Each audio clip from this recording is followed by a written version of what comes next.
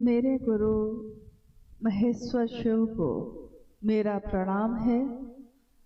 इस कालखंड के प्रथम शिव के शिष्य और हम सबों के परम आदरणीय वरेण्य गुरु भ्राता साहब श्री के चरणों में मेरा प्रणाम है। शक्ति स्वरूपा माँ नीलम आनंद जी के चरणों में मेरा प्रणाम है। और सोनभद्र जिले के दुद्धि नामक इस स्थान पे, इस मैदान में, जिसमें मेरे साहब श्री का चरण 2 बार पड़ा है और लोगों ने शिव की तरफ चलने का रास्ता चुना, उनके इस कारवां में शामिल हुए। इस मैदान में उपस्थित आप सभी गुरु भाई और गुरु बहन के चरणों में मेरा प्रणाम है।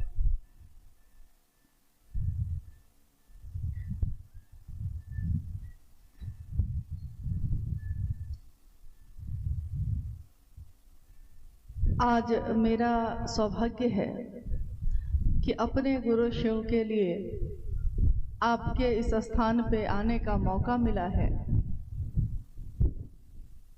जीवन मनुष्य का मिला है और इस जीवन में एक संभावना मिली है, जीव से शिव हो जाने की संभावना। शिव की शिष्यता इस कालखंड में जब आई और जिनके माध्यम से आई, जैसा आप अभी सुबह से अभी तक के कार्यक्रम में लगातार सुन रहे हैं, महेश्वर शिव जो गुरुओं के गुरु हैं, गुराधिपति हैं, सदगुरुओं के गुरु हैं, महेश्वर शिव को गुरु बनाने का आवाहन किया साहब श्री हरिनानंद जी ने। और अभी भाई सतीश जी ने बहुत ही सुंदर एक बात कही कि साहब तो मेरा एक ही है और न दूजो कोई, जो दूजा साहब कहे वो दूजो कुल का होए। साहब तो हम सबके एक ही हैं। साहब इसलिए नहीं कि वो पदाधिकारी रहे, साहब प्रेम और श्रद्धा से गुरु भाई गुरु बहन बोलते रहे। और वो एक दिन जो बिहार प्रशासनिक सेवा के पदाधिकारी रहे, हम सभी गुरु भाई गुरु बहनों के दिल के मालिक, दिल के साहब बन गए। आप में से बहुत सारे लोगों ने उनको सशरीर देखा होगा, सुना होगा, और बहुत लोगों ने नहीं देखा होगा, शरीर में नहीं देखा होगा। पहले भी आप मन से ही मिलते आए हैं और आज भी मन से ही मिलते हैं। जब वो सशरीर रांची में रहे, देवघर में रहे, पटना में रहे, तब भी आप सोनभद्र में बैठे उनसे मन से ही मिल रहे थे। और आज भी वो महागुरु महादेव के साथ हैं तो मन से ही मिल रहे हैं।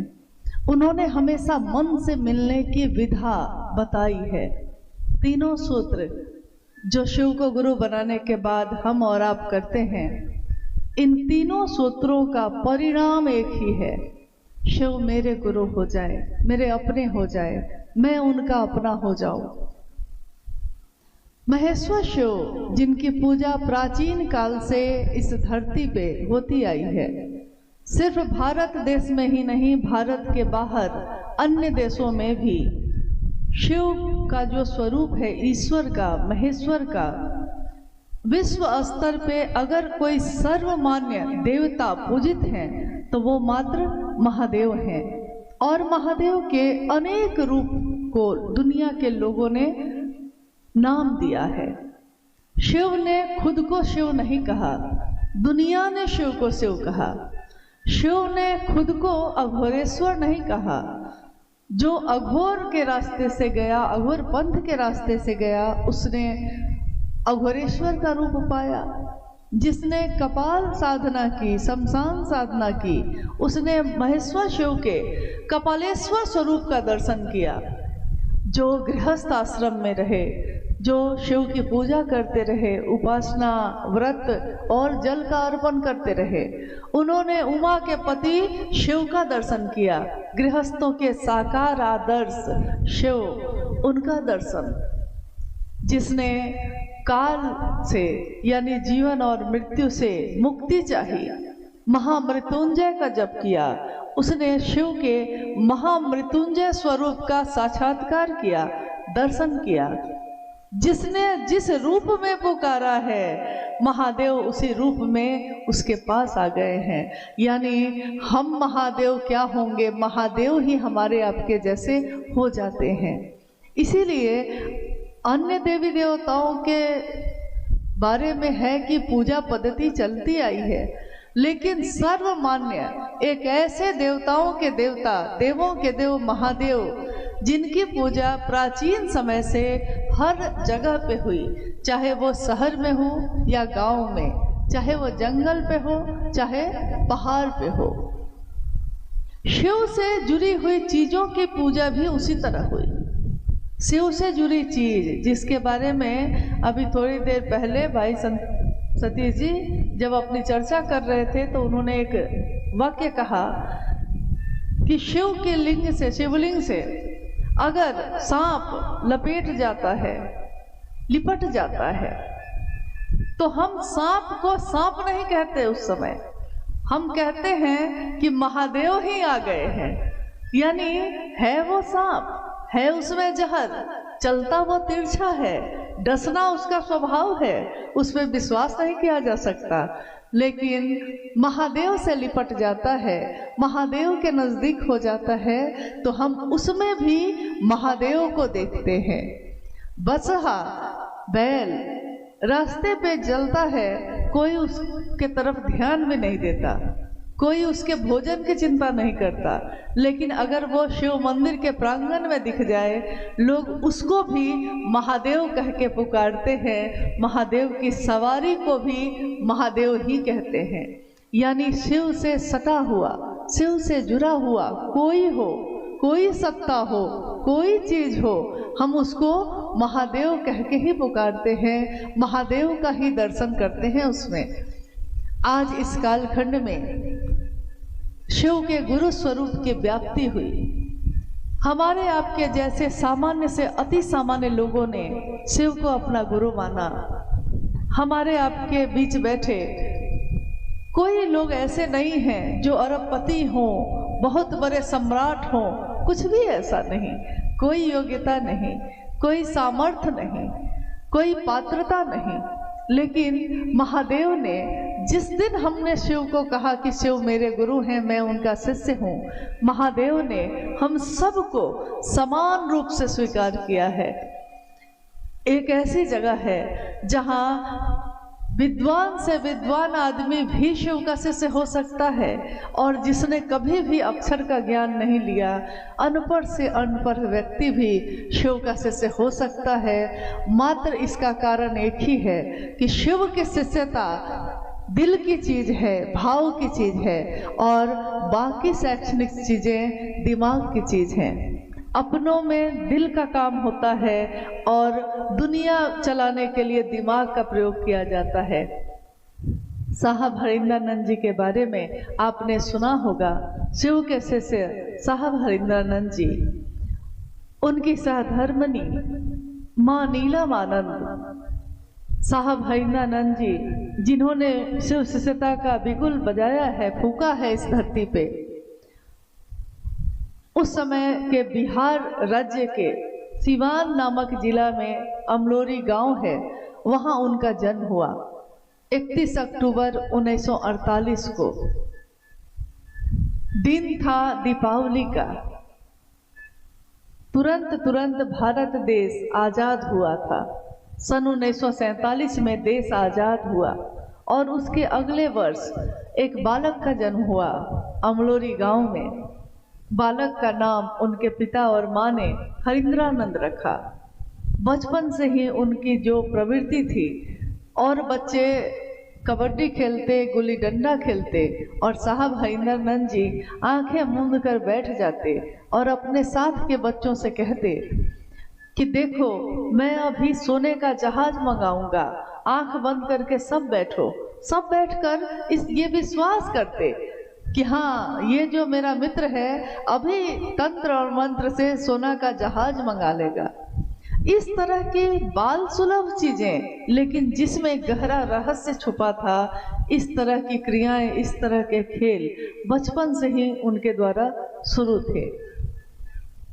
12 वर्ष की आयु में उनके जीवन में एक घटना हुई। घटना ये हुई कि उनके घर में एक व्यक्ति आए। लोगों ने बताया कि ये शिक्षक हैं।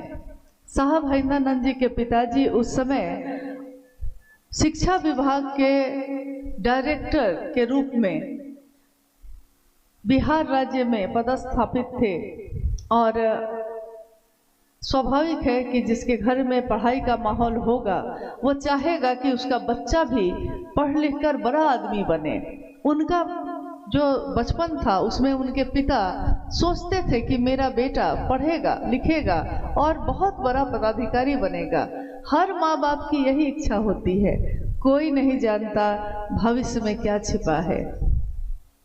12 वर्ष की आयु में एक घटना जो उन्होंने देखी, उन्होंने देखा कि एक व्यक्ति आया है मेरे पिता से मिलने। लोगों ने बताया कि ये जो हैं शिक्षक हैं और अब से आपको पढ़ाने का काम करेंगे, शाम के शाम आपको इनसे पढ़ाई करनी है। तो पहले तो इनको थोड़ा बुरा लगा कि एक मास्टर अब घर में ही रहेंगे और दिन रात पढ़ाएंगे। तब तक वो मास्टर साहब जो वहाँ बैठे थे, उन्होंने उस बच्चे से, साहब हैदरानंद जी जो 12 साल के थे, उनसे कहा कि बाबू एक खरीका लाइए। बाबू यानी बच्चे को कहते हैं। खरीका मांगा उन्होंने, जिससे दांत साफ करते हैं हम जब खाना खाते हैं। तो हमारे गांव और देहात में उस समय सामान्यतः लोग नीम के दातुन का या नीम के खरीके का प्रयोग करते थे, लेकिन साहब हैदरानंद जी को लगा कि ये आदमी मुझसे खरीका मांगता है। तो उन्होंने थोड़ी चिढ़ में आंगन में जो नारियल का झाड़ू रखा हुआ था उसी का एक टुकड़ा तोड़कर जाकर मास्टर साहब को दे दिया। मास्टर साहब ने जब खरीका देखा तो उन्होंने खरीके को देखकर समझ लिया कि ये तो नीम का नहीं है, ये तो झाड़ू से तोड़ा हुआ है। तो उन्होंने बच्चे की शरारत को समझ लिया और खरीके को जमीन पे पटका। जमीन पे पटकते ही वो खरीका, जो छोटा सा लकड़ी का टुकड़ा था, वो सांप में बदल गया और तेजी से वहां एक सांप रेंगने लगा। 12 साल के आयु के बालक हैदरानंद जी डर गए और वो नीचे खड़े थे, शिक्षक ऊपर चौकी पे बैठे थे। नीचे से ही सीधे कूदकर शिक्षक के शरीर पे ही पहुंच गए।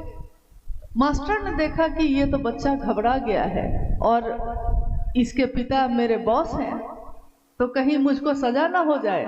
उन्होंने कहा कि बाबू कुछ नहीं कुछ नहीं कुछ नहीं। फिर साहब हैदरानंद जी ने देखा तो सांप खरीका में बदल चुका था। ये एक घटना है। घटना हमारे आसपास भी होती है बहुत सारी।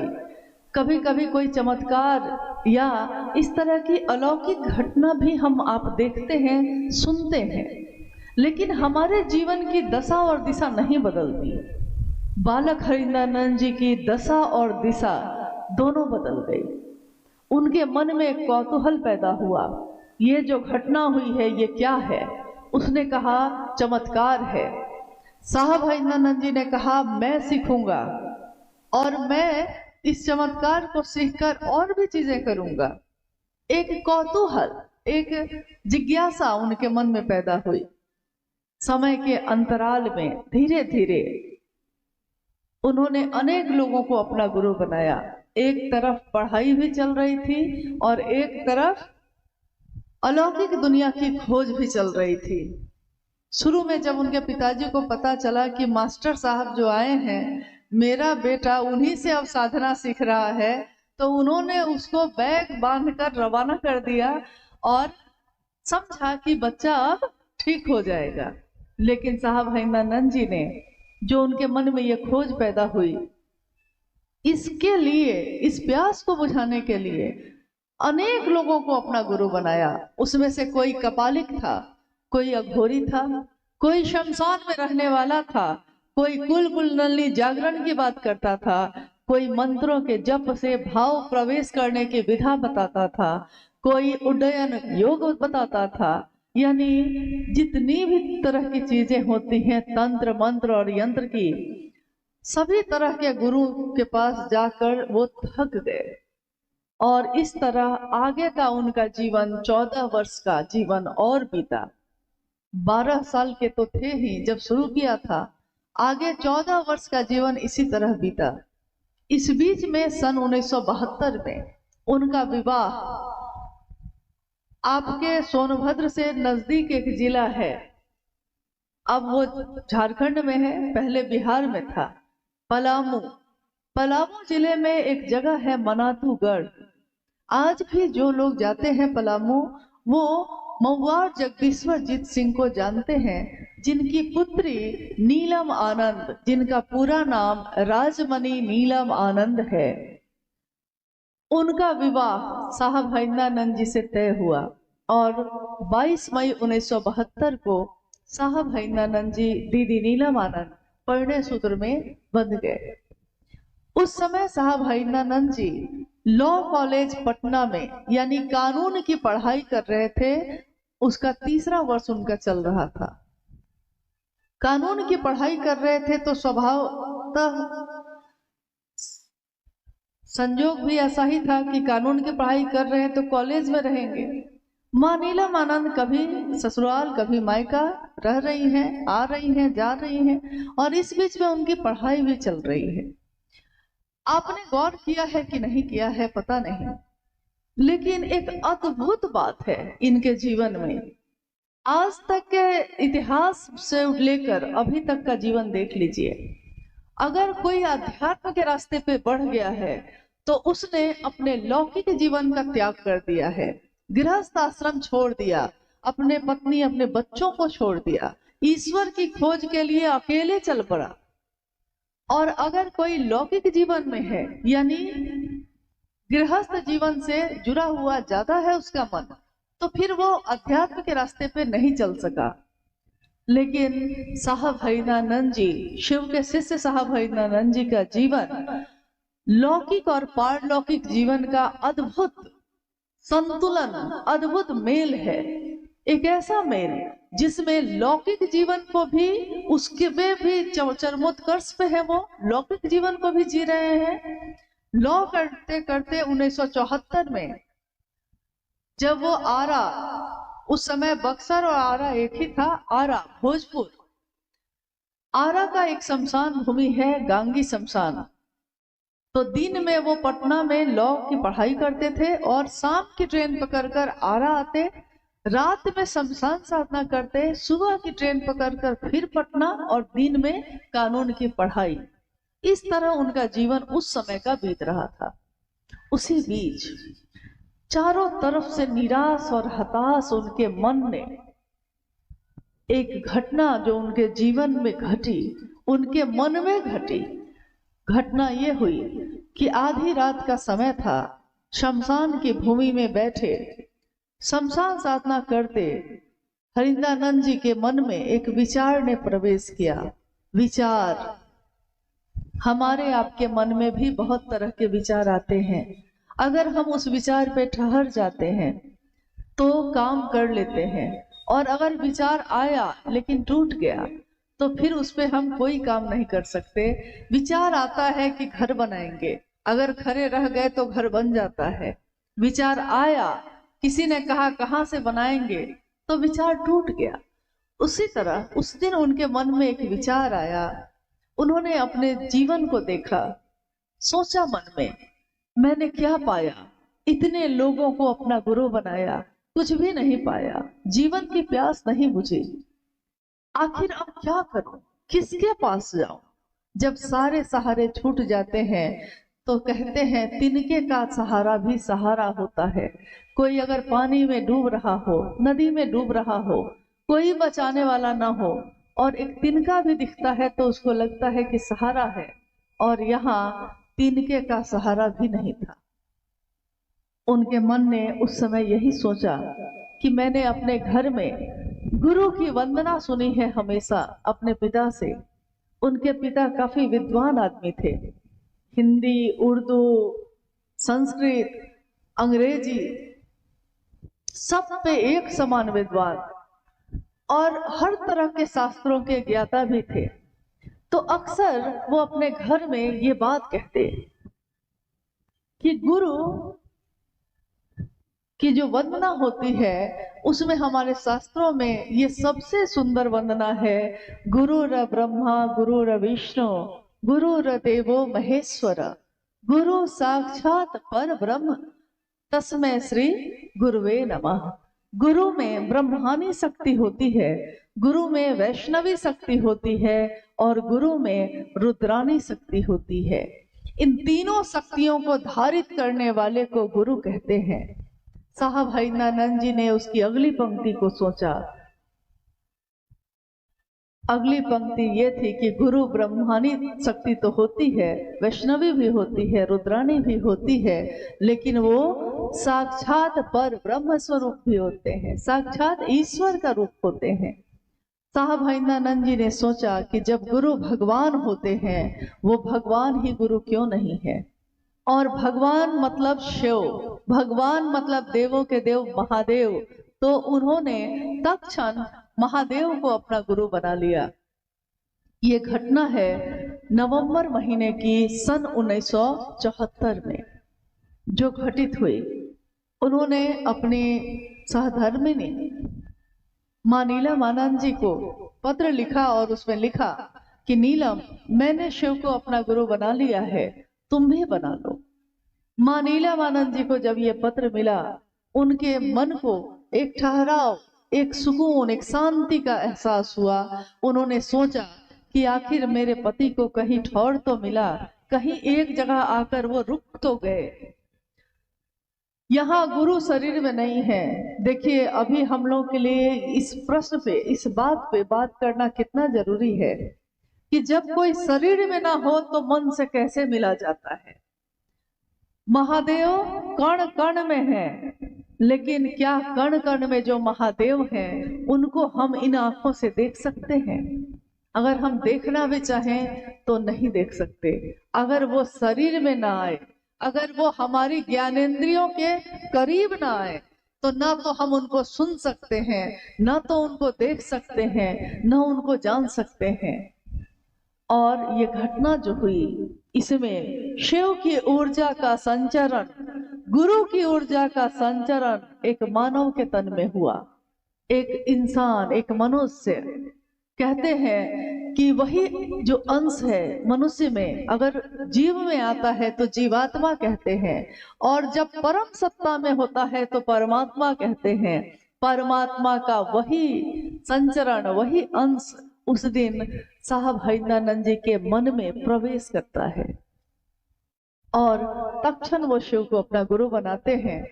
लौटते हैं। घटनाएं लंबी हैं, बातें बहुत लंबी हैं, जीवन है पूरा और समय है बहुत कम, तो इतने कम समय में हर बात को तो नहीं बताया जा सकता।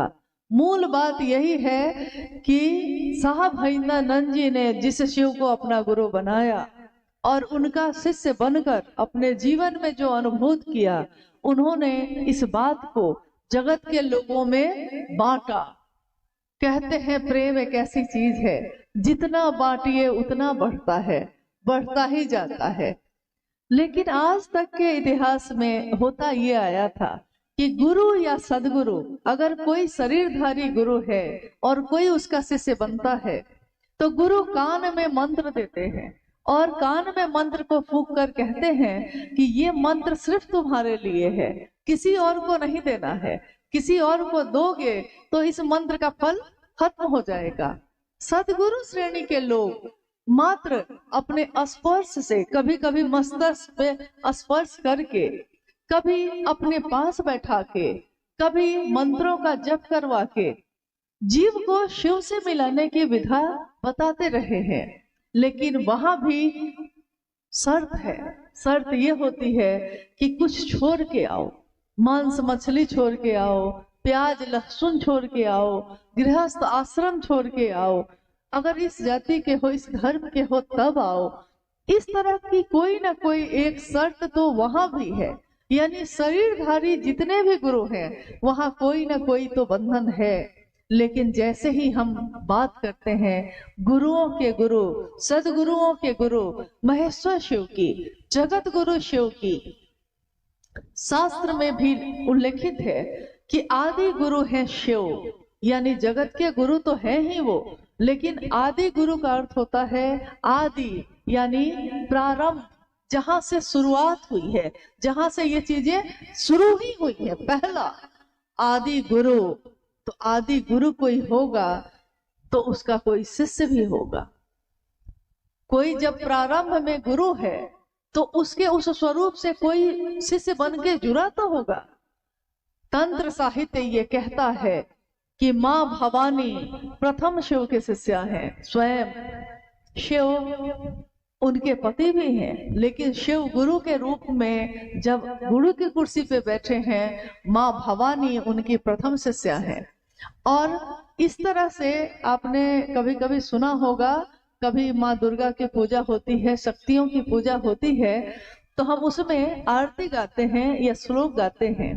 उसमें एक पंक्ति का जिक्र होता है, आगम निगम बखानी तुम शिव पटरानी। आगम निगम बखानी, आगम कहा गया ये ज्ञान की धारा है जो शिव के गुरु स्वरूप से उतरी। शिव से जो ज्ञान भगवती तक आया उसको आगम कहा गया, और भगवती से शिव की शक्तियों के द्वारा ये जो धरती पे आया है उसको निगम कहा गया। तो इसीलिए भगवती को आगम और निगम बखानी भी कहा जाता है। शिव के गुरु स्वरूप से आज तक धरती पे सीधे सीधे कोई नहीं जुड़ सका। कोई न कोई माध्यम, कोई न कोई शरीरधारी गुरु रहे और उनके द्वारा दूसरों तक शिव का ज्ञान पहुंचा है। ज्ञान की धारा में शिव को दाता कहा गया। दाता यानी ज्ञान दाता एक ही है, दान दाता एक ही है। शिव के दो स्वरूप, जिसमें दान दाता स्वरूप से दुनिया के लोग खूब जुड़े, क्योंकि दान दाता स्वरूप से संतान मिलती है, वैभव मिलता है, संपत्ति सम्मान मिलता है।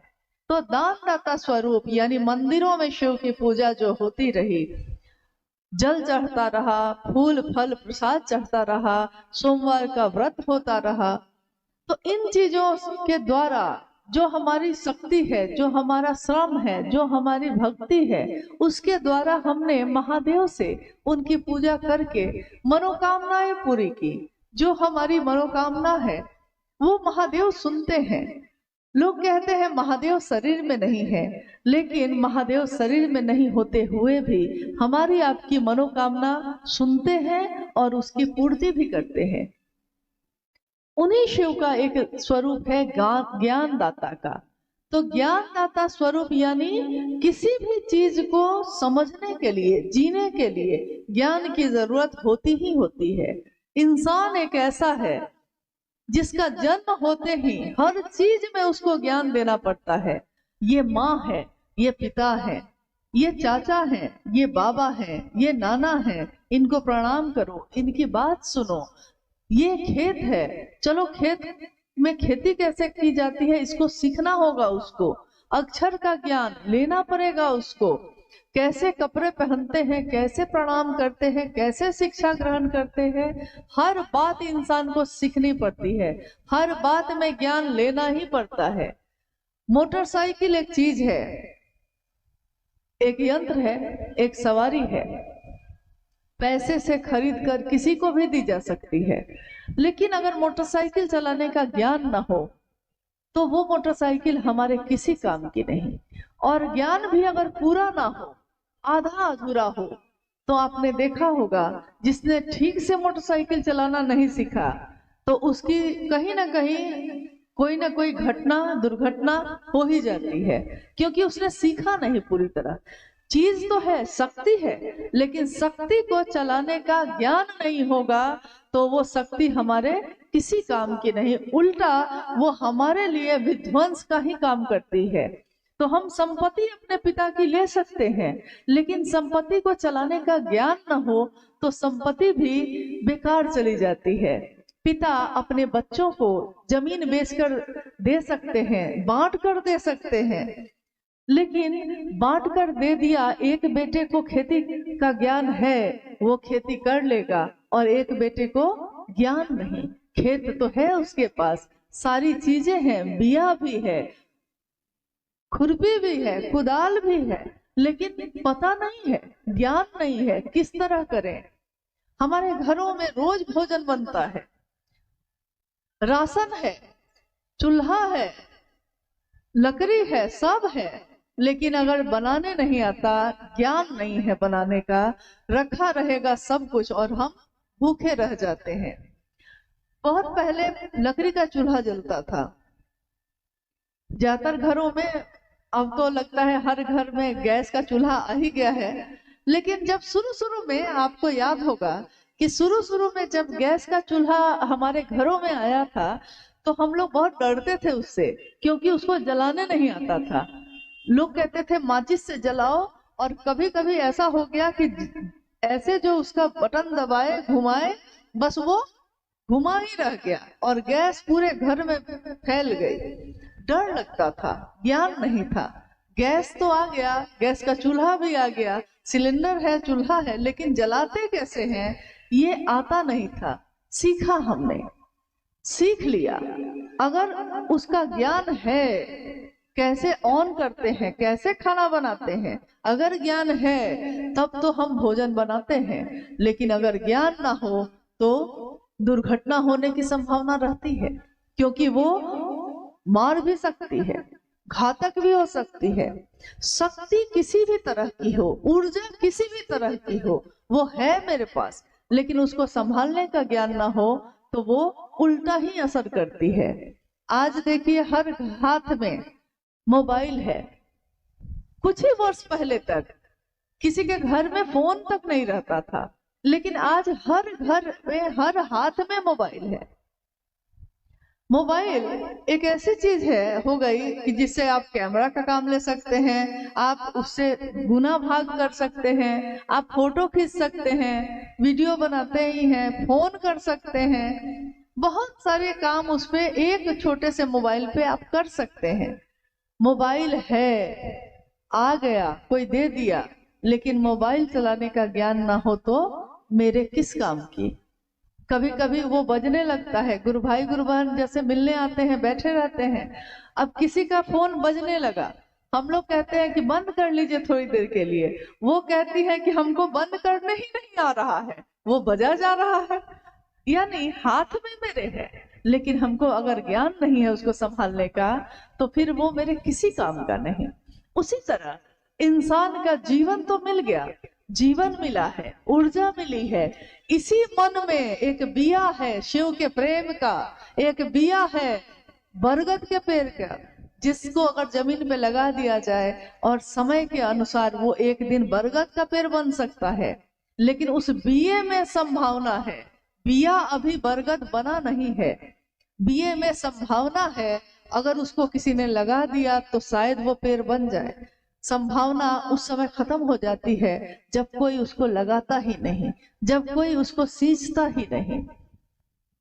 कल ही हम लोग बात कर रहे थे शाम में, साहब अक्सर एक घटना बताते, क्योंकि हर बात को, अध्यात्म के गूढ़ रहस्य को भी उन्होंने इतने सरल ढंग से समझाया है जिसकी व्याख्या, जिसके बारे में उदाहरण किताबों में नहीं मिलते, शास्त्र में नहीं मिलते, लेकिन हमारे आपके जीवन में मिलता है।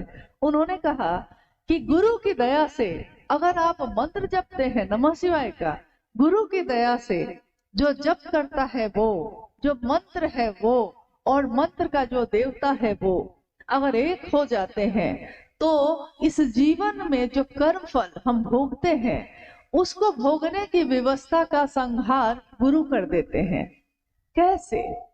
उन्होंने बड़े सरल तरीके से एक उदाहरण दिया। कहा कि एक व्यक्ति अपने घर में आता है और घर में वो मकई के दानों की पोटली लेकर आता है। आया है धूप में, थक गया, पोटली को उसने टांग दिया और नहाने चला गया। उसकी पत्नी दूसरी तरफ से आती है, उसने देखा कि पोटली में क्या है, खोल के देखा तो देखा कि मकई के दाने हैं। उसने समझा कि शायद भुजा बनाने के लिए लाए हैं।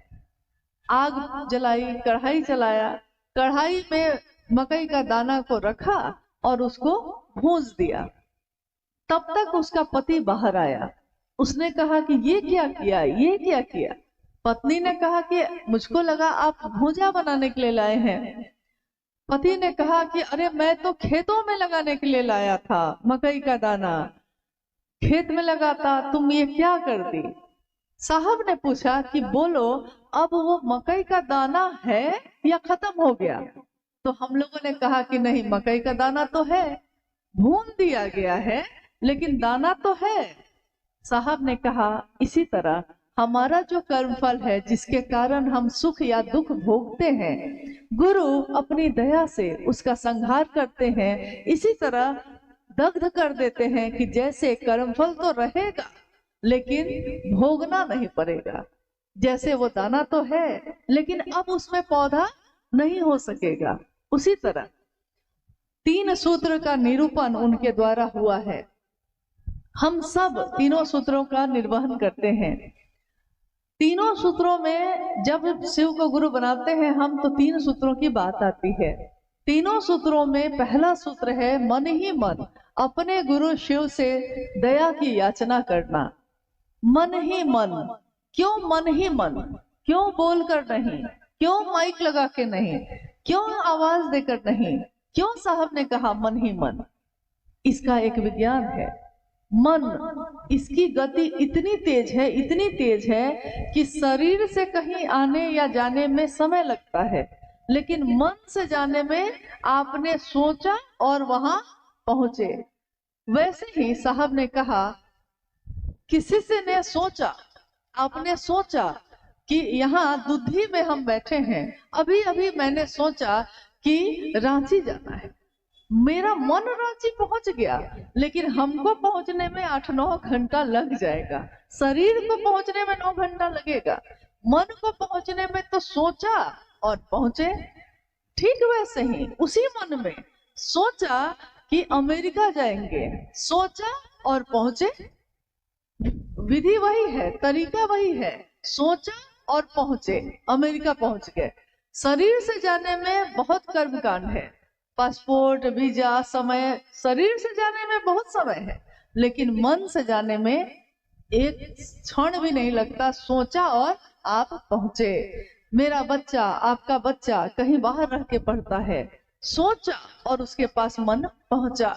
ठीक उसी विधि से सोचा और महादेव के पास मन पहुंचा, क्योंकि मन ही कोई रिश्ता बनाता है।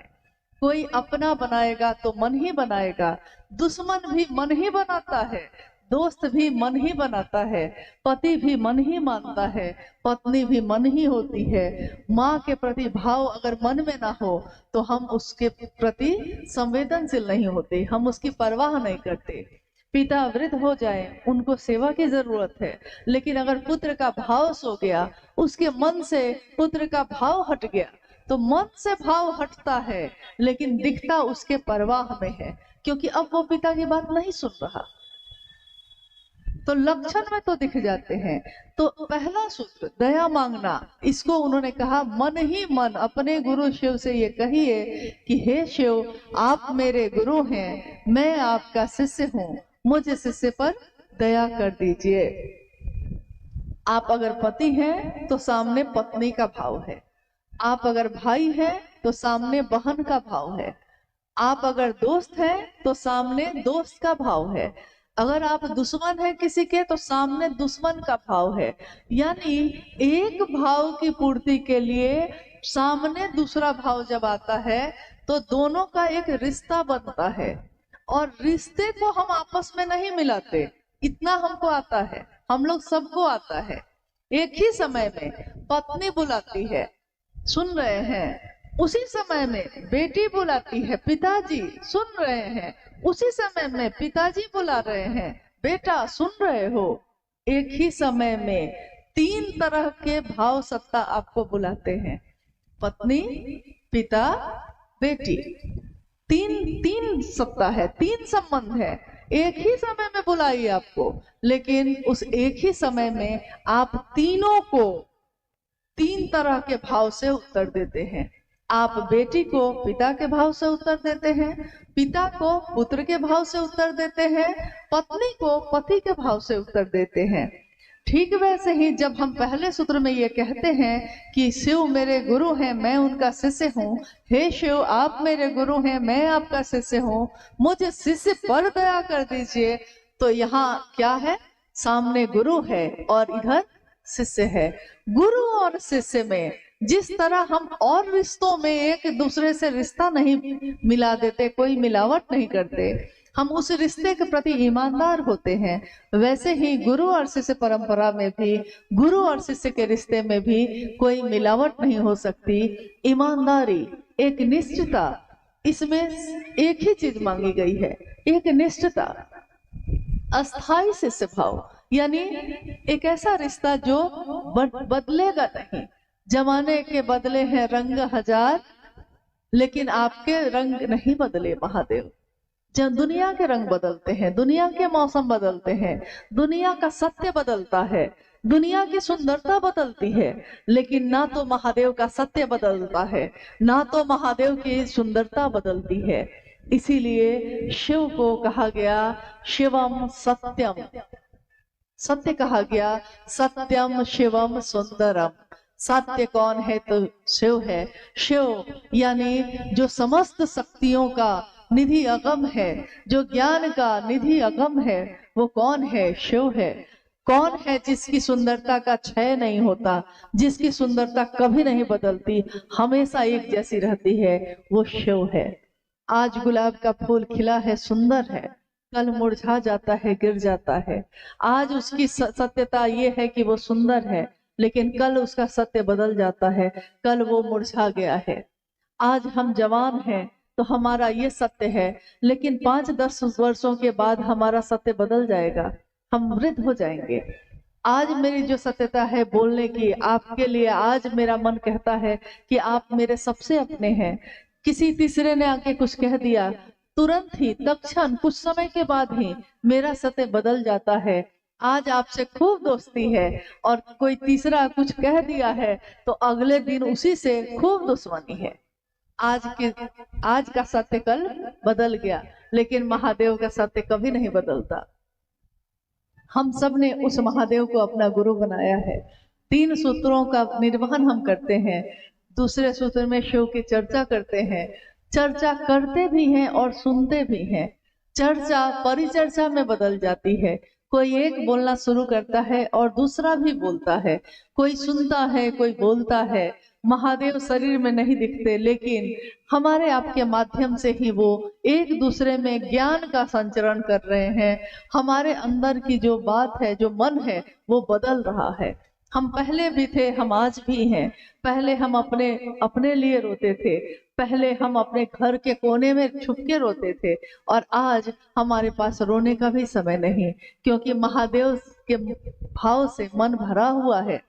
तो जब महादेव मन में हो तो दुनिया के दुख, दुनिया की परेशानी असर नहीं डालती। अगर महादेव मन में भारी हैं तो बाकी रिश्ते हल्के हो जाते हैं। महादेव तो मेरे साथ है ना, सबने साथ छोड़ दिया, कोई बात नहीं, महादेव तो मेरा है ना। मेरा महादेव अगर मेरा है, अगर राजा ही अपना है तो उसका पूरा राज्य भी अपना होता है। लेकिन अगर राजा ही ना हुआ, वो महादेव ही मेरा ना हुआ, तो दुनिया का क्या है, वो तो कभी अपनी होती है, कभी पराई होती है। लेकिन शिव की चर्चा, साहब ने हमेशा कहा, शिव की चर्चा चाहे एक व्यक्ति दूसरे व्यक्ति से करे, चाहे समूह में करे, लाखों की भीड़ में करे, लेकिन शिव की चर्चा करने वाले का उद्देश्य एक ही होता है, इहलौकिक मनसा एक ही होती है कि वो स्वयं भी शिव का शिष्य बने, और जिससे वो बात कर रहा है वो भी शिव का शिष्य बने। स्वयं और समूह दोनों को शिव भाव से जो भर दे, शिव की चर्चा वही होती है। अगर किसी की बात सुनकर हम 2 कदम महादेव की तरफ बढ़ा देते हैं तो शिव चर्चा की सार्थकता है। लेकिन अगर मजमा जमा हो गया, भीड़ तो हो गई, लेकिन मेरे मन में महादेव नहीं भरे, मेरे दिल में महादेव नहीं धर के, तो उस शिव चर्चा का कोई परिणाम नहीं है। शिव की चर्चा शिव के लिए करना, ये संदेश है साहब हरिनानंद जी का। शिव को प्रणाम शिव के लिए करना, निस्वार्थ मन से करना, ये तीनों सूत्रों का परिणाम तब भी है जब स्वार्थ के साथ करते हैं, कामना के साथ करते हैं। लेकिन इन तीनों सूत्रों का परिणाम बिना स्वार्थ के करने से भी कृतज्ञता ज्ञापित करने की ये विधि है। मेरे गुरु महादेव हैं, गुरु दक्षिणा देने का ये तरीका है। महादेव को ना आपके कपड़े चाहिए, ना आपका पैसा चाहिए, ना आपका फल फूल चाहिए, ना आपकी संपत्ति चाहिए। महादेव को तो भाव चाहिए, और हम भाव ही नहीं देते, बाकी सब चीज तो दे देते हैं। सारे आयोजन हो और भाव ही ना हो। भाव बहुत सूक्ष्म चीज है। जब हम आप इतना पकड़ते हैं तो महादेव तो सूक्ष्माति सूक्ष्म है, वो कितना पकड़ता होगा। आप बताइए, आप में से हम में से बहुत सारे लोग ऐसे हैं जो किसी के घर जाते हैं, कोई है अपना रिश्तेदार है, दोस्त है, परिचित है, पड़ोसी है, उसके घर आप जाते हैं, वो आपको खाना भी खिलाता है, वो आपका स्वागत बात भी करता है, लेकिन जब आप वहां से निकलते हैं तो आपका मन उदास रहता है। कभी कभी ऐसा हुआ होगा आपके जीवन के साथ। आपसे लोग पूछते हैं कि अरे तुम्हारा तो बड़ा इज्जत किया, तुम्हारे लिए तो बहुत स्वागत बात किया, लेकिन आप कहते हैं खाना तो खिलाया लेकिन भैया भाव नहीं था, मतलब अंदर से लगाव नहीं था, तो उसके यहाँ जाके हमको अच्छा नहीं लगा, अब दोबारा उसके यहाँ नहीं जाएंगे कभी। लेकिन इसी दुधि में जब 1998 की बात हो रही थी, एक झोपड़ी में एक गुरु भाई के साथ बैठे शिव की चर्चा हो रही थी। उस झोपड़ी में क्या रहा होगा? एक छोटी सी झोपड़ी में कौन से महल होंगे, कौन से पलंग और संपत्ति रही होगी, लेकिन अगर भाव हो, भाव, अगर अपनापन का भाव हो तो बाकी कोई भी चीज ना हो तब भी रिश्ता गहरा होता है, तब भी हम उस व्यक्ति से बार बार मिलना चाहते हैं जिसने सिर्फ भाव दिया है आपको और उसके पास कुछ नहीं है। महादेव सूक्ष्माति सूक्ष्म है, परम सत्ता है, वो भाव मांगते हैं, और हम भाव, शिष्य का भाव अगर देते हैं तो वो गुरु हमारे अभ्युदय का भार भी उठाते हैं। आइए आज के इस शिव गुरु महोत्सव में अगर कोई जिज्ञासा आई है आपके द्वारा, क्योंकि हम लोग कोई विद्वान नहीं है, हम सब महादेव के शिष्य हैं, और उस रास्ते पे, जिस रास्ते पे चलने का संदेश साहब और दीदी ने दिया है, हम सब उस रास्ते पे चल रहे हैं। आप गुरु भाई हैं, गुरु बहन हैं, मैं भी एक गुरु बहन हूँ। मैं भी अपने गुरु के काम में जो भी मेरी सामर्थ है, निर्बल ही सही, कम ही सही, लेकिन जितना भी कर सकूं इसकी कोशिश करती हूँ। आप भी अपने जगह पे करते हैं, इसलिए हम भी आपसे कुछ सीखते हैं, आप भी हमसे कुछ सीखते हैं, लेकिन हम सबको सिखाने वाले मूल कर्ता, मूल गुरु शिव हैं। लेकिन हमारे आपके माध्यम से वो कुछ न कुछ कहवाते हैं, कुछ न कुछ सुनवाते हैं। आइए अगर कोई जिज्ञासा आई है तो हम लोग उस पर भी बात करते हैं।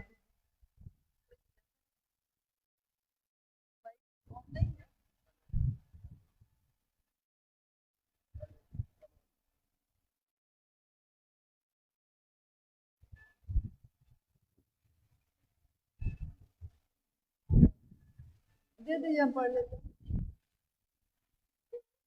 आएगा तो दे दे।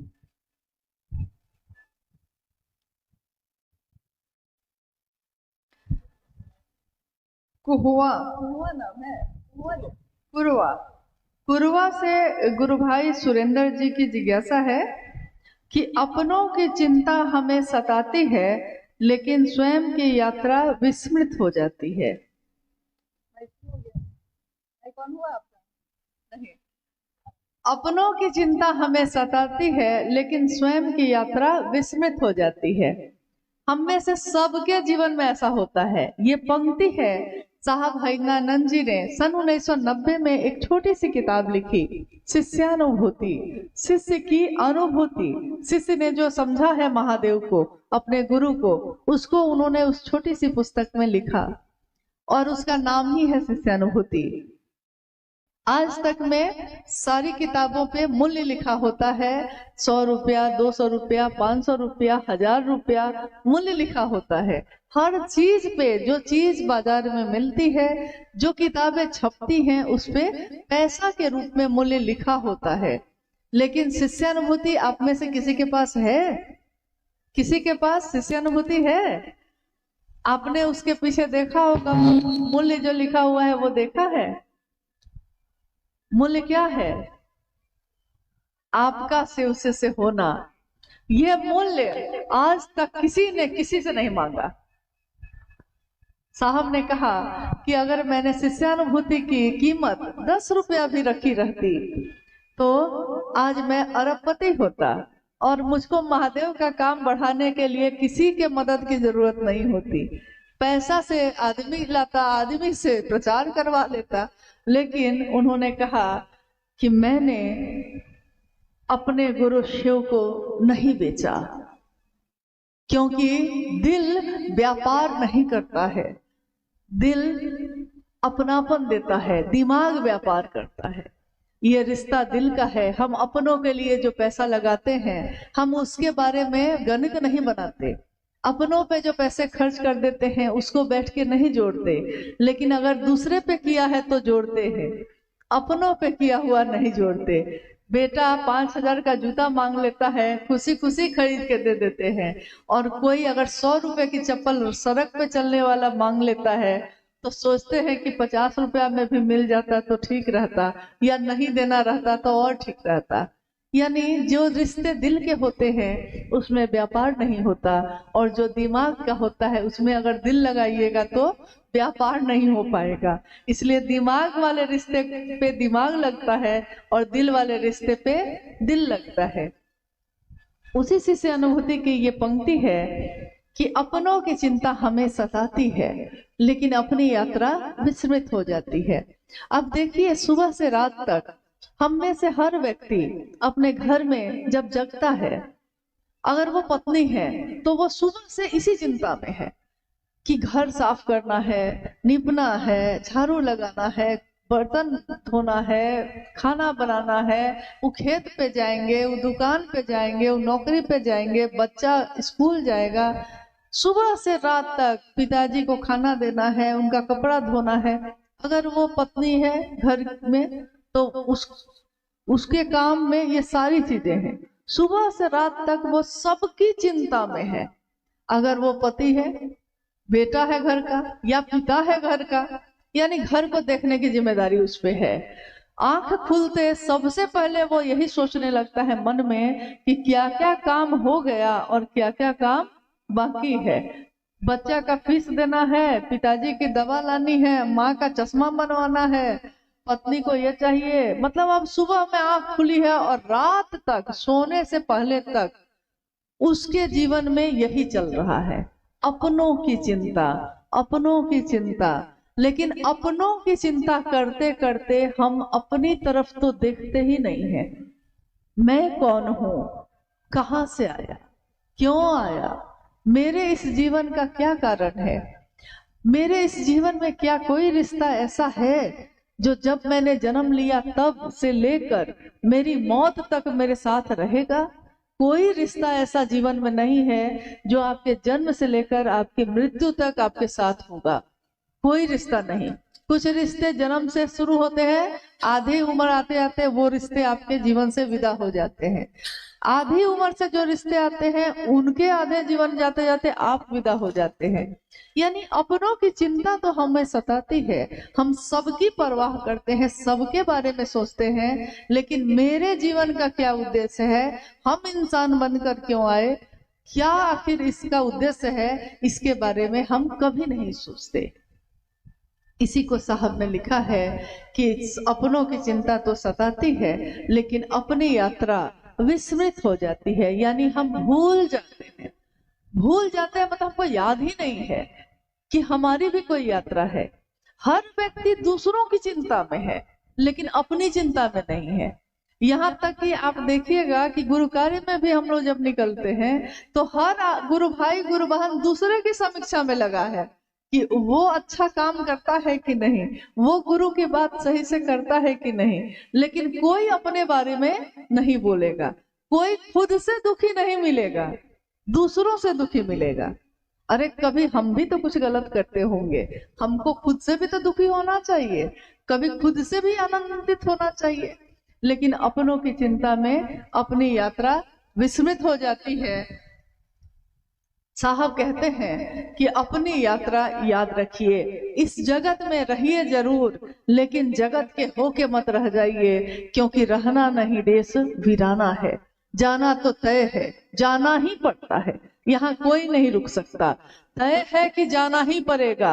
जिन रिश्तों के लिए हम अपना सर्वस्व दे देते हैं, जिस दिन मेरी मौत होगी, मेरा शरीर रखा होगा और सारे लोग मेरी चीजों को लेने में लगे होंगे।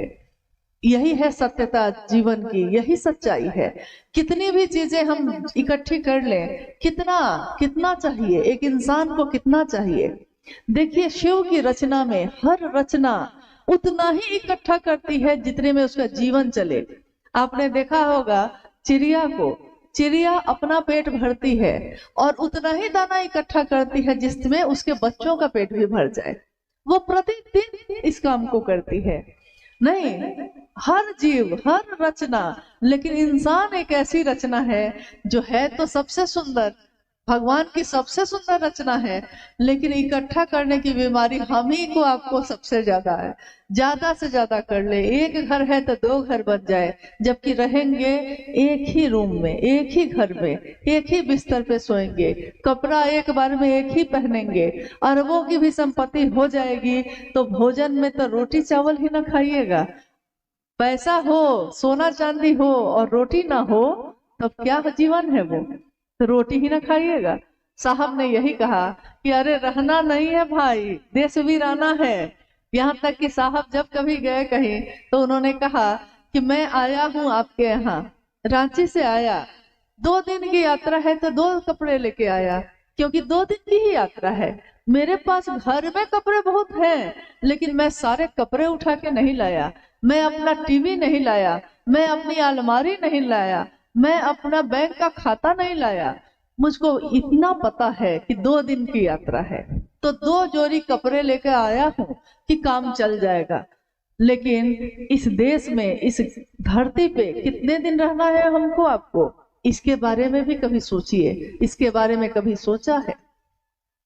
क्योंकि कोई रिश्ता ऐसा नहीं है जिसको आप सब कुछ दे दीजिए तब भी वो आपसे खुश हो जाएगा, ऐसा नहीं होगा।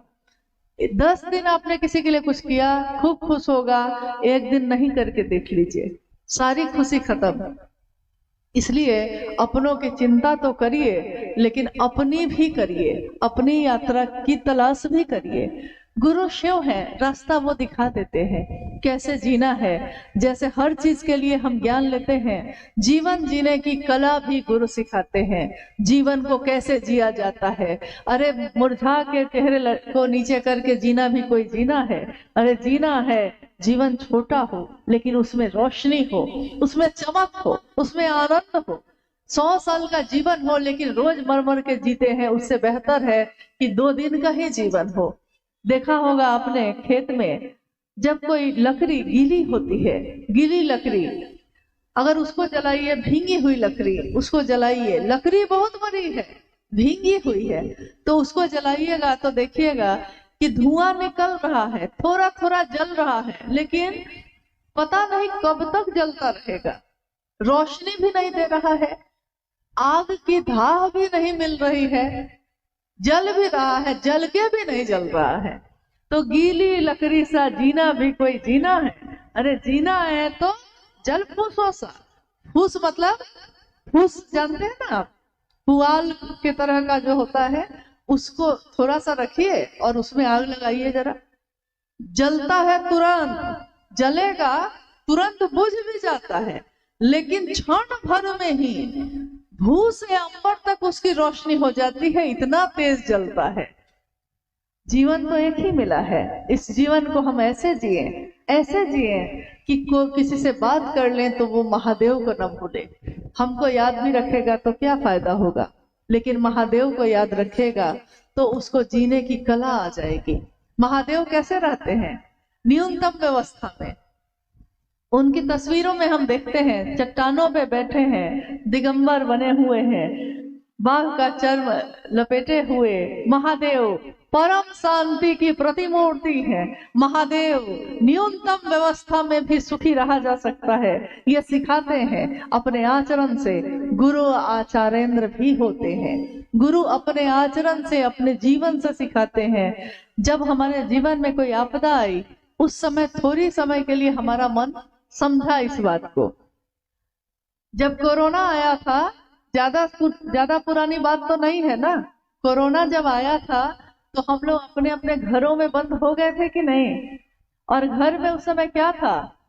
जो चावल, जो दाल, जो सब्जी थी, मार भात खाकर भी गुजारा कर लिया, खुशी खुशी किया और सोचते रहे कि जीवित बच जाए, बस जीवन बच जाए।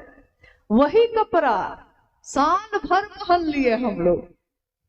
जो हर कुछ दिन के बाद कपड़ा खरीदने कोई ना कोई जाता है, लेकिन उस समय उतने ही कपड़े में साल भर का जीवन जी लिया, उतने ही अनाज में साल भर भोजन कर लिया, और उतने ही बड़े घर में सारे घर के सदस्य, अगर रोटी नमक भी मिल गई तो खुशी खुशी महादेव को धन्यवाद दिया कि महादेव आपकी दया से हम जीवित हैं और आपकी दया से ये रोटी कम से कम मिल रही है। देखिए, जब मौत की तलवार टंगी हो सामने और जीवन की रक्षा का प्रश्न आता है, तो उस समय महादेव की दया के सिवा और कुछ भी याद नहीं आता और कोई दूसरी चीजें काम नहीं आती। तो न्यूनतम यानी हमको आता है, कम से कम में भी सुखी रहा जा सकता है। मन आनंदित होता है, मन सुखी होता है। शिव को अपना बनाकर हमारा जीवन शिवमय हो, आनंदित हो, यही चाहा है साहब हरिनानंद जी ने। और यही कहा भी कि मैं नहीं जानता कि शिव के बिना आपकी दशा और दिशा कैसी होगी। मैं नहीं जानता कि शिव के बिना इस दुनिया की दशा और दिशा कैसी होगी, लेकिन ये मैं जानता हूं कि शिव के साथ ये मानवता सबल होगी, सुवासित होगी, सुदृढ़ होगी, ये मैं जानता हूं। तो महादेव के साथ हम चले, अपनी चिंता भी करें, इसकी कोशिश करनी है। कोशिश नहीं, तय करिए कि सबकी चिंता करेंगे लेकिन अपनी भी करेंगे, सबको खुश करेंगे लेकिन खुद को भी खुश करेंगे, सबके लिए सोचेंगे, खुद के लिए भी सोचेंगे। ये तो आपके हमारे हाथ में ही है। जी, चतरा ब्लॉक सोनभद्र से भाई अर्जुन जी की जिज्ञासा है, समष्टि से सिमटा हुआ व्यक्ति मूल मानवीय गुणों से भी वंचित हो जाता है। ये पंक्ति जो इन्होंने पढ़ी अभी, समष्टि से सिमटा हुआ व्यक्ति भी मूल मानवीय गुणों से वंचित हो जाता है। समष्टि मतलब आप लोग कुछ बताइए, सब कुछ तो हम ही नहीं बताएंगे। समष्टि मतलब दुनिया, समष्टि मतलब ये जगत, ये दुनिया। व्यष्टि मतलब व्यक्ति, जैसे हम हैं, हम व्यष्टि, और ये पूरी दुनिया समष्टि। समष्टि से सिमटा हुआ आदमी यानी दुनिया से, समाज से कटा हुआ आदमी। आपने देखा होगा हमारे आपके बीच कुछ लोग ऐसे होते हैं जो बहुत ज्यादा सामाजिक चीजों में आगे नहीं आएंगे, अब अलग एक घर में चुपचाप बंद करके रहेंगे। अभी होली आने वाली है ना, बहुत लोग होली में रंग खेलने भी बाहर नहीं आएंगे, दरवाजा अंदर से बंद कर लेंगे। ऐसे तो रोज चाय पीते हैं बैठ के, लेकिन रंग वाले दिन अंदर से दरवाजा बंद कर लेंगे और लाख आप बाहर से आवाज दीजिए, दरवाजा नहीं खोलेंगे। यानी समष्टि से, समाज से कटा हुआ आदमी, समाज से जब कट जाता है कोई, तो मूल मानवीय गुण यानी एक इंसान का गुण क्या होता है? सहानुभूति, प्रेम, दया, करुणा, एक दूसरे के दुख में दुखी होना, एक दूसरे के सुख में सुखी होना। मूल मानवीय गुण तो यही है इंसान का। नफरत करना, झगड़ा करना, ये आदमी का मानवीय गुण नहीं है।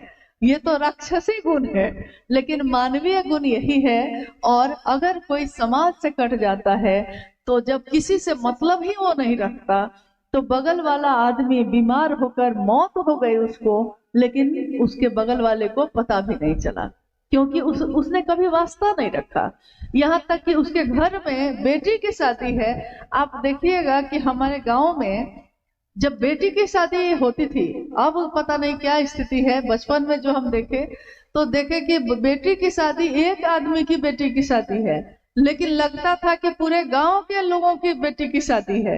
हर गांव से चरपाई या हर गांव से सामान आ जाता था एक घर में। अभी कुछ ऐसा हो गया है, इतना समाज से कट के जीने लगे हैं हम लोग कि बेटी की शादी है, लेकिन इतना ना हम कट गए हैं कि कोई पूछने भी नहीं आता है कि आपको कोई मदद की जरूरत है भी कि नहीं। समष्टि से जब हम कट जाते हैं तो मूल मानवीय गुणों से भी वंचित हो जाते हैं। यानी अब किसी के लिए हम दुखी नहीं होते, हम किसी की मदद नहीं करना चाहते। मेरे पास 5 कपड़े हैं, लेकिन सामने वाला अगर नंगे बदन है, ठंडे में बैठा हुआ है, ठंड में, लेकिन हम उसको एक भी कपड़ा देने को तैयार नहीं है।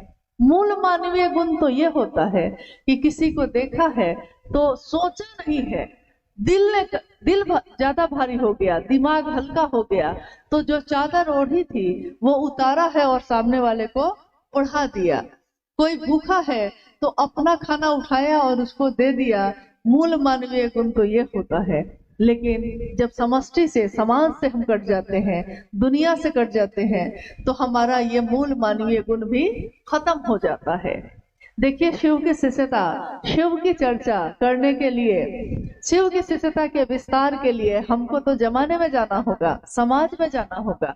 जब एक व्यक्ति दूसरे व्यक्ति से मिलता है तब तो शिव की बात होती है, तब तो शिव शिष्यता का जुड़ाव होता है। और आपको लगता होगा, आपने महसूस किया होगा कि जितना हम किसी से बात करते हैं, जितना हम उसको महादेव के लिए बताते हैं, अभी आपको बता रहे हैं और मेरा मन आनंद से भर रहा है, खुशी से भर रहा है, शिव भाव से भर रहा है। यानी दूसरे को बताते बताते खुद भी पहुंच जाते हैं, दूसरे को समझाते समझाते खुद भी समझ जाते हैं। कोशिश ये करनी है कि समाज से कटिए मत। ये दुनिया महादेव की है, भोग है, भोगने के लिए तो भोगिए, लेकिन भुक्त मत हो जाइए। महादेव ने ये दुनिया बनाई है किसके लिए? हम सबके लिए। ये जीवन दिया है किस लिए? कि इस जीवन को हम जिए। जो भी चीजें हैं भोगने के लिए, कभी साहब ने नहीं कहा भोग को छोड़ दो। शिव का शिष्य भोग को भोगता है और छोड़ देता है, उसको मन से पकड़ता नहीं। जैसे कोई सरकारी जगह पे आप जाइए तो उसका उपयोग आप करते हैं, उस सारी चीजों का उपयोग करते हैं। सरकारी गाड़ी बहुत लोगों के पास होती है, जो पदाधिकारी हैं, जो नौकरी में हैं, सरकारी गाड़ी मिली है, सरकारी गाड़ी से रोज जाते हैं वो, लेकिन सरकारी गाड़ी खराब हो जाए तो उनका मन दुखी नहीं होता, क्योंकि सरकारी गाड़ी है, भोगा है, भुक्त नहीं हुए हैं, भोगा है। खराब होगा तो सरकार बनाएगी। इसी तरह हम अपने जीवन में बहुत सारी चीजों का उपयोग करते हैं। भोगा है, भोग से निवृत्ति से, प्रवृत्ति से निवृत्ति की विधा है शिव की शिष्यता। भोगा है, भुक्त नहीं हुए हैं। भोजन मिल गया तो खा लिए, कपड़ा बढ़िया मिल गया पहन लिए, गहना मिल गया पहन लिए, नहीं मिला तो परवाह भी नहीं है। कोई सम्मान कर दिया तो बहुत अच्छी बात है, कोई अपमान कर दिया तो परवाह भी नहीं है।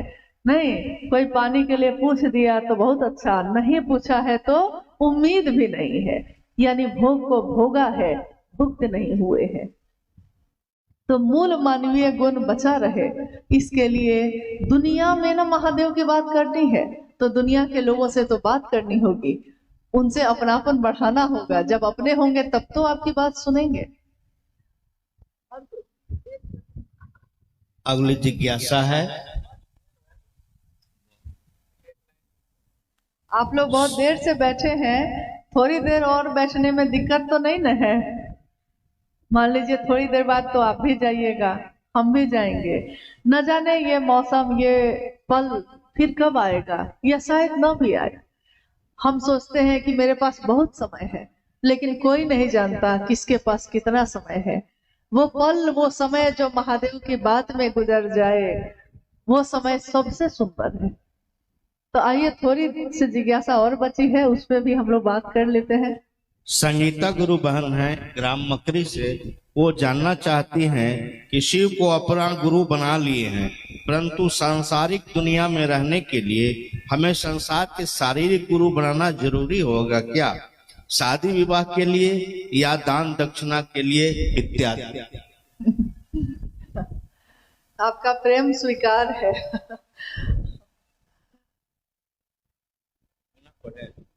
फिर से वो बीच में संगीता गुरु बहन, ये हम सुन लिए कि हाँ, अगर महादेव को गुरु बना लिया है तो क्या शरीरधारी गुरु बनाना, यही ना? हाँ, दान दक्षिणा देना, शादी विवाह के लिए या दान दक्षिणा के लिए। अच्छा ठीक है।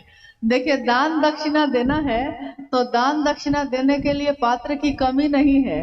बहुत लोग हैं जो गरीब हैं, जिनको जरूरत है, बहुत ऐसे हैं जो अपनी बेटी की शादी नहीं कर पा रहे हैं। यानी दान अगर आप देना चाहते हैं तो दान देने की कमी नहीं है, आप दे सकते हैं, जो पात्र है उसको दे दीजिए। दक्षिणा यानी हम लोग दक्षिणा में क्या देते हैं, या तो कपड़ा देते हैं, या कुछ पैसा देते हैं, या फिर चावल दाल और उस पे आलू और हल्दी रख के दे देते हैं, यही ना दक्षिणा देते हैं। तो भाई आखिर सबका अपना अपना जीवन है, पंडित जी को इतना चीज देने में तो आपका कुछ नहीं घटेगा, दे दिया कीजिए भाई, नहीं तो वो कहेंगे जो शिव का शिष्य होता है वो दान दक्षिणा देना भी छोड़ देता है। अब रही बात गुरु की, तो जब गुरुओं के गुरु, सदगुरुओं के गुरु महेश्वर शिव को ही अपना गुरु बना लिया है, जो सबसे बड़े सर्वोच्च शिखर पे बैठे हैं उन्हीं को अपना गुरु बना लिया है, तो अब तो सारे गुरु उन्हीं के अधीन हैं, तो अलग से कोई गुरु बनाने की जरूरत आपको नहीं है। लेकिन सम्मान तो सबका करिएगा ना, परवाह तो सबकी करिएगा, किसी का अपमान तो नहीं करिएगा। शिव का शिष्य किसी का अपमान नहीं करता, सबका सम्मान करता है। और दान दक्षिणा तो हमारे घर की परंपरा है, दे दीजिए, क्या घटेगा भाई, उनका भी जीवन चलेगा। अगर है तो, नहीं है तो मत दीजिए।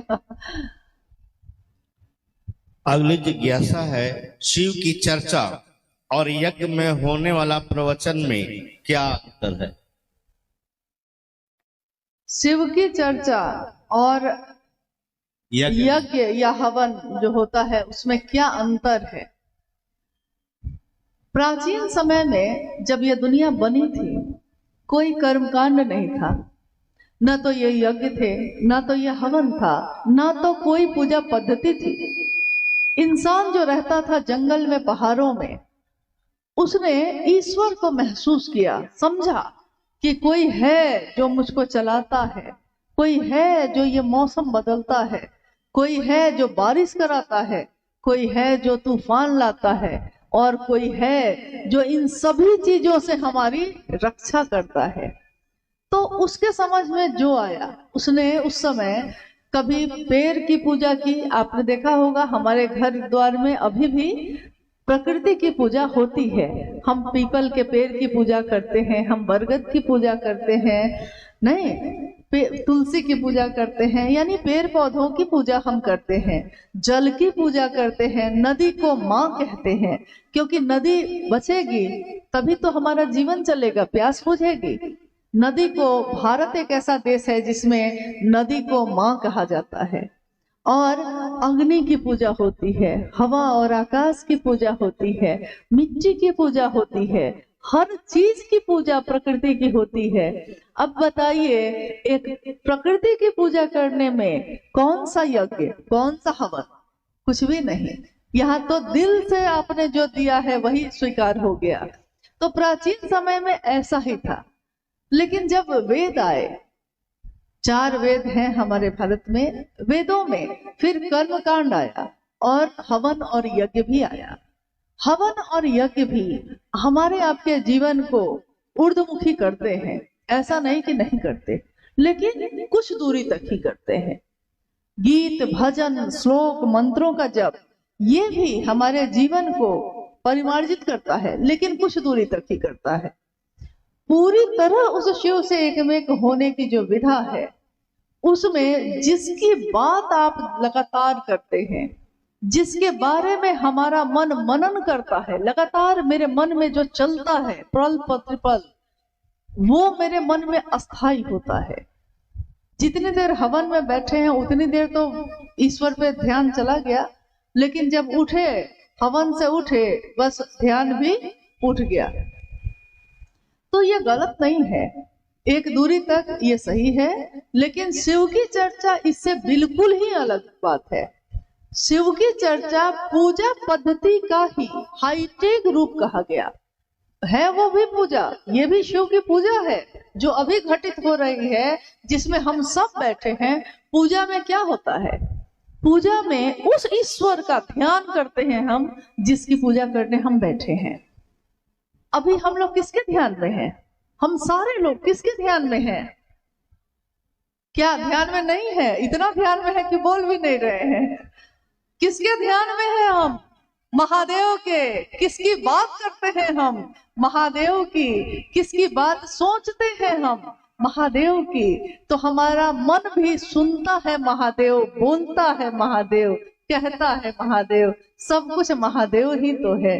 कहते हैं अध्यात्म का आकाश और क्षिति शिव है, साधुता की पराकाष्ठा है शिव। अगर कोई साधु है तो उसकी पराकाष्ठा है शिव, और हम सब तो उन्हीं की बात करते हैं। मंदिर में खड़े होके हम महादेव की स्तुति करते हैं, हम महादेव को कहते हैं, महादेव को ही कहते हैं, हे महादेव कर्पूर गौरम करुणावतारम संसार सारम भुजगेंद्र हारम सदा वसंतम हृदय रविंदे भवम भवानी सहितम नवामी। तुम महादेव क्या हो? कर्पूर की तरह गौर हो। तुम माँ भवानी के साथ मेरे हृदय में बस जाओ। हम महादेव की मूर्ति के पास खड़े होके यही तो कहते हैं। और आज हम क्या कर रहे हैं? हम इस पूरी दुनिया में घूम घूम के वही बात तो कह रहे हैं, महादेव मेरे हो जाए, महादेव का मैं हो जाऊं। आप भी वही काम कर रहे हैं। ये पूजा तो आज तक हुई ही नहीं जिसमें भाव ही भाव है, कर्म कांड कुछ भी नहीं, लेकिन भाव की कमी भी नहीं है। और महादेव तो भाव सत्ता है, वहां भाव ग्रहण होते हैं। हमारे जल दूध या धतूरा ग्रहण नहीं होता। जिस भाव से आपने चढ़ाया है ग्रहण वहां सिर्फ भाव होता है। और यहाँ शिव की चर्चा में भी शिष्य का भाव ही ग्रहण कर रहे हैं महादेव। तो शिव चर्चा शिव की पूजा ही है, हाईटेक रूप है उसका। जिस तरह हाथ के पंखे से हम आज कूलर और एसी पे चले आए, हाथ का पंखा भी तो हवा ही देता है, पेडेस्टल फैन या छत पे लगा हुआ पंखा भी तो हवा ही देता है, और कूलर लग गया तो वो भी हवा ही देता है, एसी लग गया वो भी हवा ही देता है। लेकिन हाथ के पंखे में ठंडक थोड़ी कम थी, मेहनत ज्यादा थी नहीं, और एसी में ठंडक ज्यादा है और मेहनत जरा भी नहीं है। भले उसमें पैसा आपको लग गया है, लेकिन स्थिति के अनुसार, परिस्थिति के अनुसार जीवन में हमने हाईटेक पद्धति अपनाई है। जीवन को जीने के लिए हर चीज में अपनाई है। पहले भोजन हम लकड़ी पे बनाते थे, आज गैस के चूल्हा पे बनाते हैं। बहुत जगह पे लोगों ने तो बिजली से चलने वाला चूल्हा भी अब लगा लिया है। नहीं, बहुत जगह हम लोग पानी तो हमेशा चापाकल से पीते थे, कुआं से पीते थे, तालाब से, नदी से पीते थे। अब पानी का बोतल भी खरीद के पी लेते हैं। हाईटेक पद्धति हर चीज में अपनाई हमने, हर चीज में उन्नति की है। लेकिन पूजा पाठ के क्षेत्र में हमने हमेशा सोचा कि कहीं गलत ना हो जाए। कहीं डर लगता था कि कुछ गलत हो गया पूजा में तो पता नहीं कोई सजा हो जाएगी, पाप हो जाएगा। लेकिन साहब ने ये बताया, ये समझाया कि जो अपना होता है वो अपनों से नहीं डरता। बाघ का बच्चा बाघ से नहीं डरता। महादेव की संतान महादेव से डरती नहीं है, महादेव को प्यार करती है, डरती थोड़े ही है। एक बच्चा अपने पिता से डरता नहीं है। कभी कभी तो देखिएगा कि वो बच्चा अपने पिता की गोद में चढ़ गया है, कीचड़ लगा दिया है पूरा, नहीं, कभी कभी गीला कर दिया है, पूरा कपड़ा फाड़ दिया है खींच के उसने, तब भी पिता प्रेम से उसको बोलता है छोड़ो, प्रेम से, डांटता नहीं, मारता नहीं। एक माँ को वो रातों में सोते हुए जगाता ही रहता है। कहाँ माँ उसको डांटती है, उल्टा उसको गोद में लेकर घुमाती रहती है। तो जो अपना होता है वो इसकी परवाह नहीं करता कि कर्म कांड क्या है। कर्म कांड नहीं, यहाँ तो दिल से दिल के मिलने की बात है।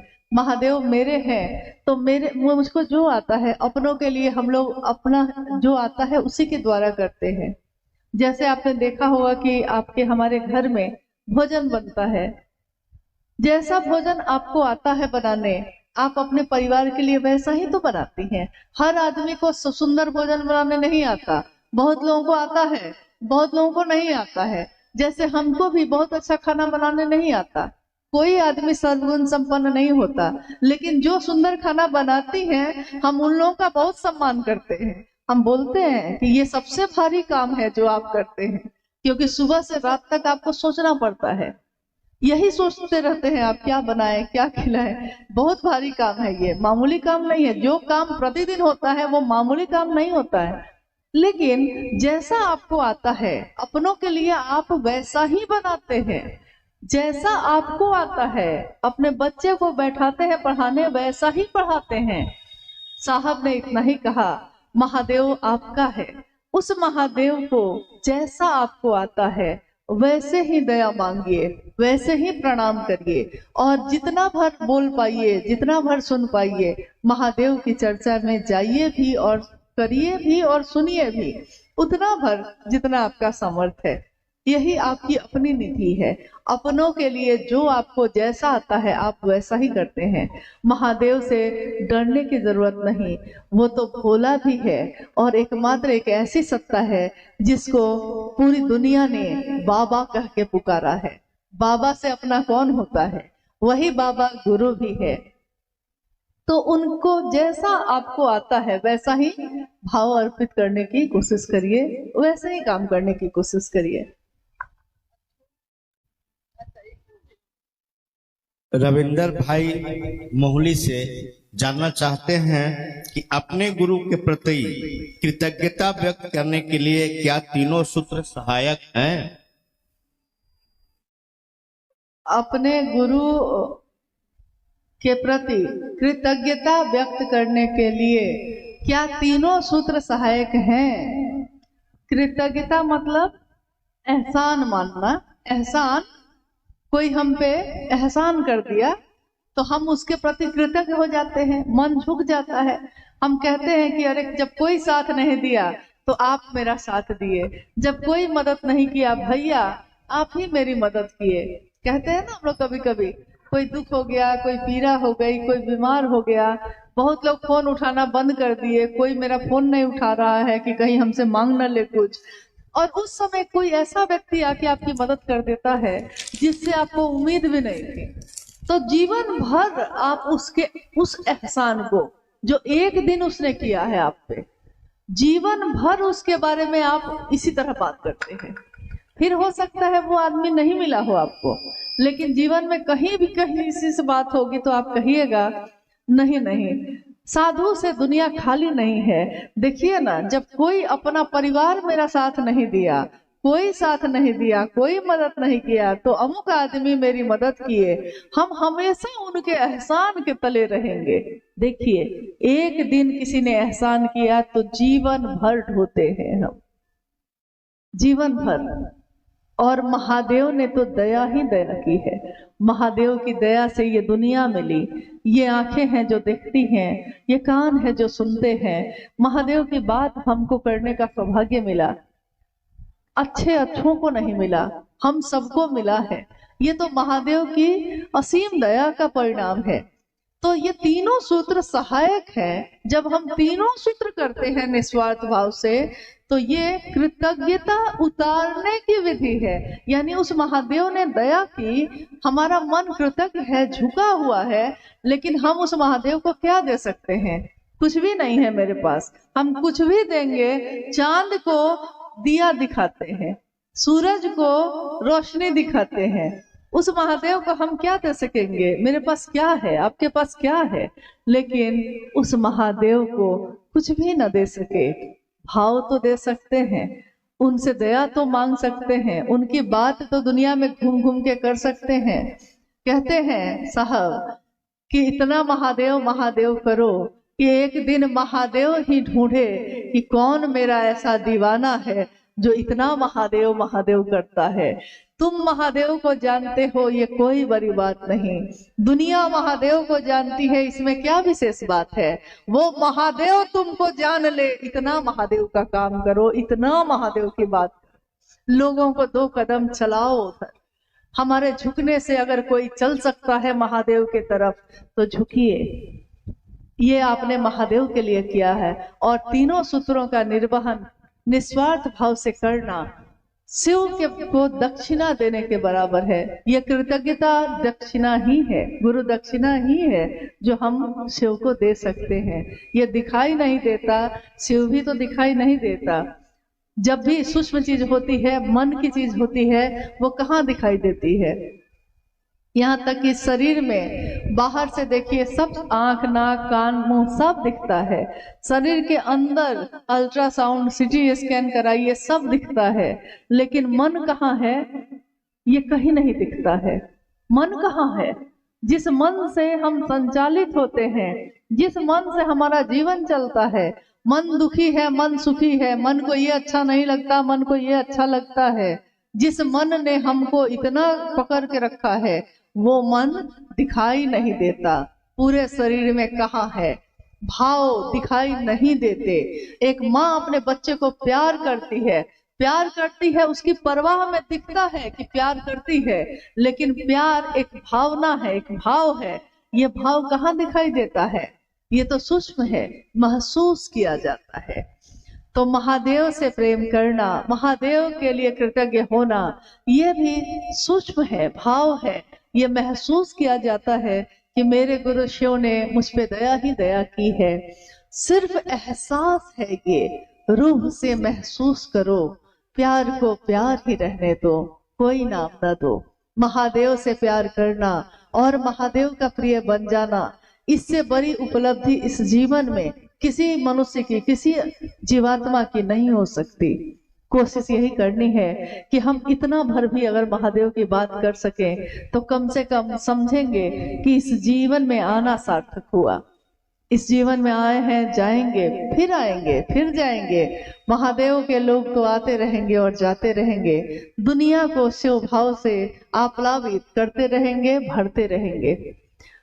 मेरा आप सभी से यही निवेदन है, यही अनुरोध है कि साहब हरिनानंद जी ने और माँ नीलमानंद जी ने अपने गुरु शिव की स्थापना हर दिल में हो, इसके लिए अपने जीवन की आहुति दी है, अपने पल प्रतिपल को न्यौछावर किया है।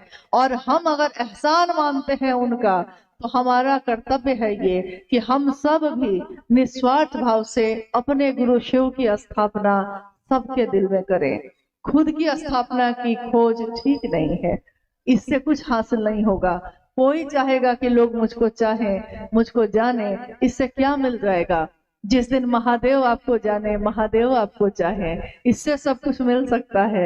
लेकिन दुनिया के लोग जान भी जाएंगे तो क्या जानेंगे? यहाँ तो बड़े बड़े लोग आए और चले गए, और कज़ा ने 1000 सूरत बिगाड़ डाली बना बना कर। यहाँ बड़े बड़े लोग आए और गए, लेकिन महादेव अगर दिल में धड़क गए तो ये इस जीवन का सबसे सुंदर काम होगा। आप सबसे भी यही अनुरोध है, अपने साहब दीदी को याद करिए, अपने गुरु महादेव के लिए जितना भर हम सबसे हो सके करने की कोशिश करें। आप सभी के चरणों में मेरा प्रणाम।